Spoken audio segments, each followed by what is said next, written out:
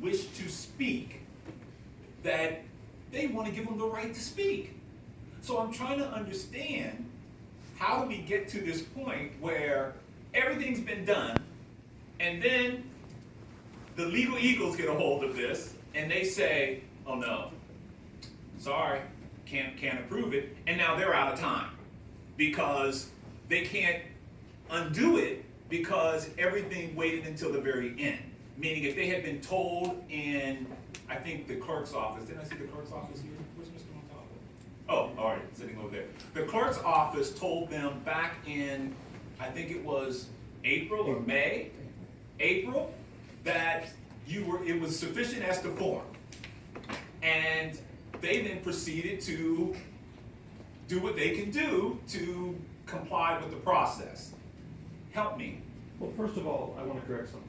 This is not a process that the county commission created.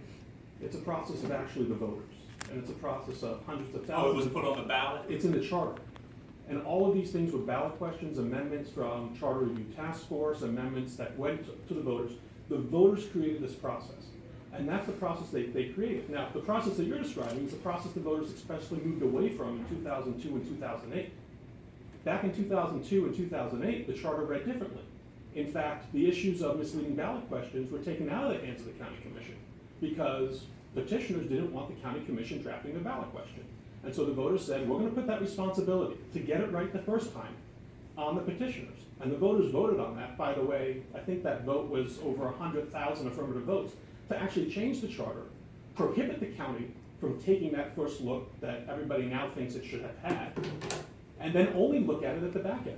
That was the will of the voters. But I don't understand. No one is suggesting that you are not you don't make the final say. If in fact the county looks at it and says that it's legally insufficient for whatever the reason is, then if they disagree, they can go to the court. That's exactly. And then the court can review it, and the court can say to the county, I disagree with you. I overrule, and I find that the language is legally sufficient, and therefore it goes forward. So you're not drafting the language of the initiative, and I agree. Maybe you shouldn't be the one. When I say you, the county shouldn't be the one drafting the language.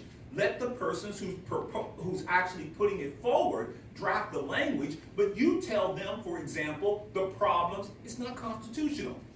Why is it not constitutional? It does this, it does this, it does this. They will have time to fix it.